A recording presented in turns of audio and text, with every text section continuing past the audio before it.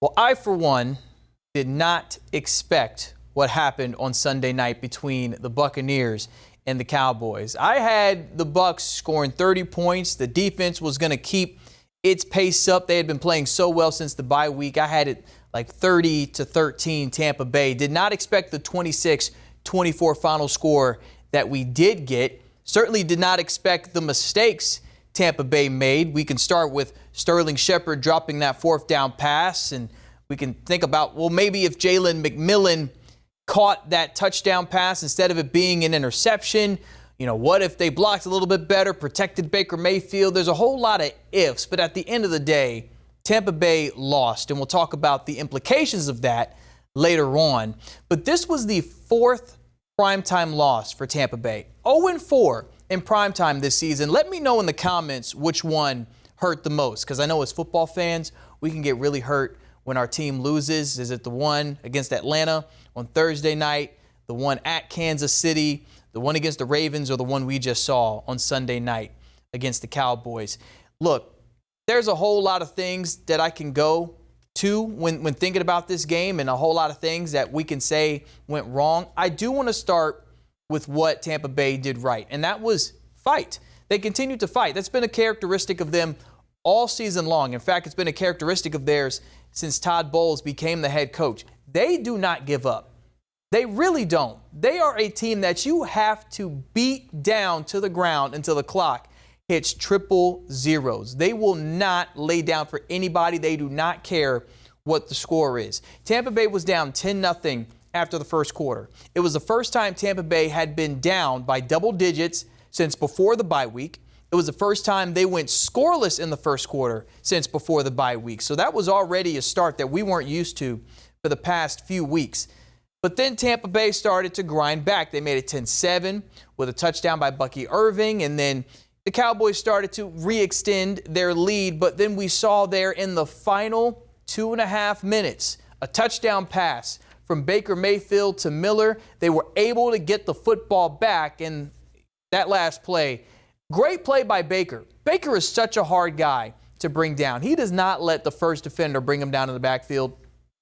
If you've been paying attention, you know Baker Mayfield is not an easy person to sack. I know a lot of old school players say Michael Vick was the hardest quarterback to try and bring down. Baker Mayfield, although not in the same rushing league as Michael Vick, definitely is in that escape artist type of league like Michael Vick. So you got to give credit to them for that. The fact that they even had to try to pull off a comeback is the issue. You had Cooper Rush looking like Peyton Manning. He passed for 292 yards and a touchdown. You only sacked him once. They held Dallas to 31 yards on the ground.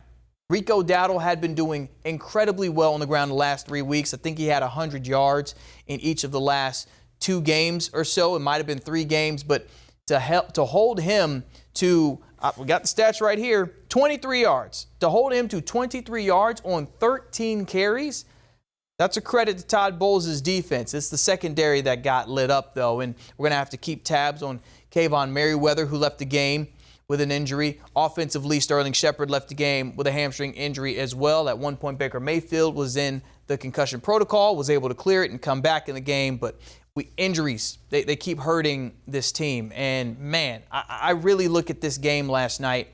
And if Tampa Bay had won, I would say, wow, great win. But, they did not play like the better team for most of that game. And, well, they ended up losing, and now they are 8-7.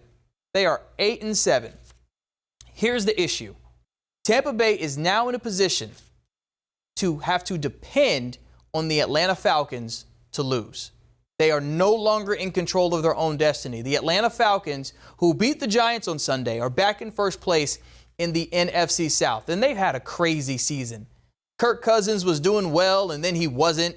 The team was really bad because of how bad Kirk Cousins was playing. They go to Michael Penix Jr., who is a Tampa Bay Tech product. We cheer for him just because he's a local guy. But, of course, Bucs fans aren't cheering for him too much because of the situation that's going on right now in the division.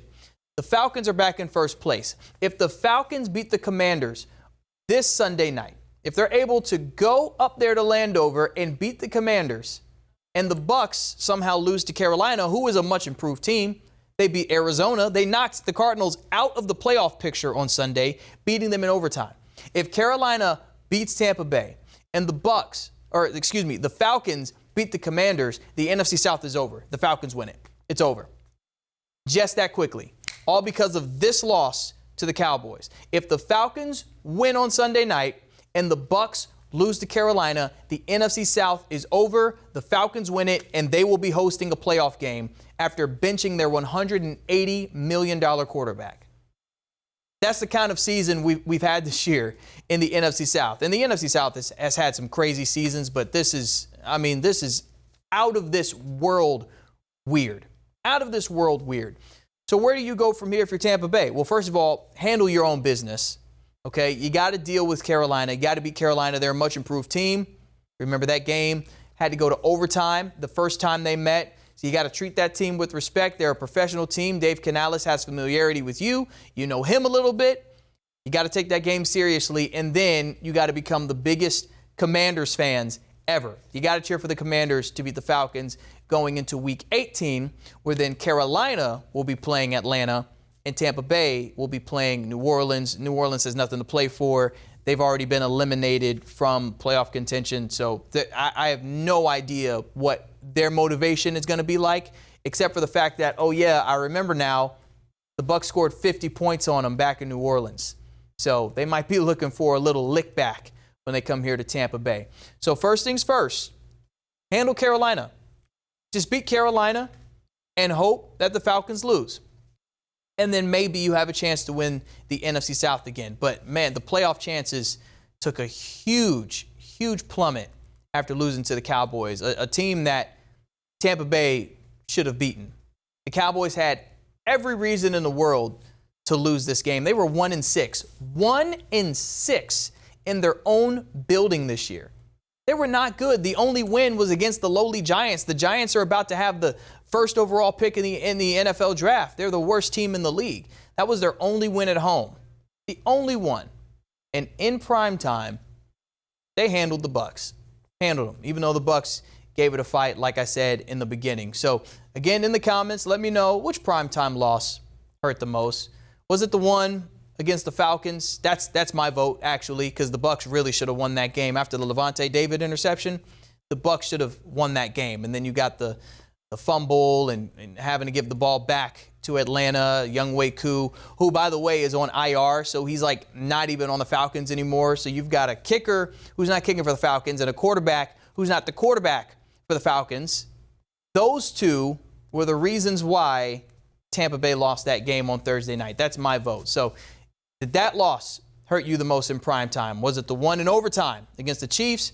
How about the Ravens giving Tampa Bay the business in Ray J, or the one we just saw between the Bucs and Cowboys?